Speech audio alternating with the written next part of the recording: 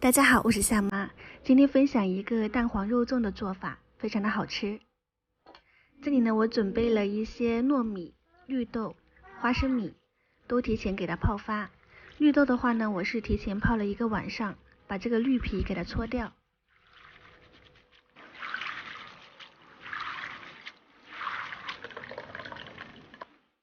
糯米泡4个小时左右就可以了。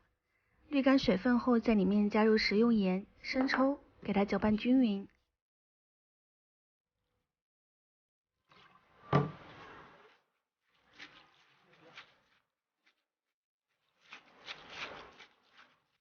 再加入泡好的花生米，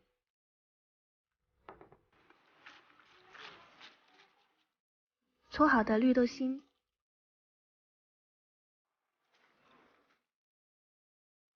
再来准备一些咸蛋黄，新鲜的咸鸭蛋，把蛋黄磕出来，再用清水把表面的薄膜清洗干净，避免腥味，再撒一点白酒。粽叶刷洗干净后，最好用水煮一下，这样的话呢有韧性一点。里面包入所有的食材，给它压紧。这个包法属于4角粽的一个包法，特别的简单。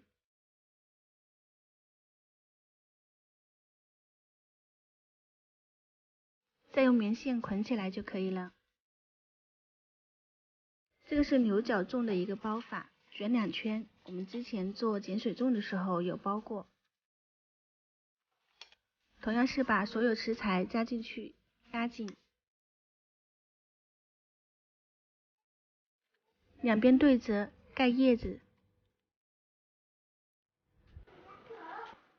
再用棉线给它捆起来。煮粽子选用高压锅比较快，里面加入清水没过粽子就可以了。按煮饭键给它煮熟。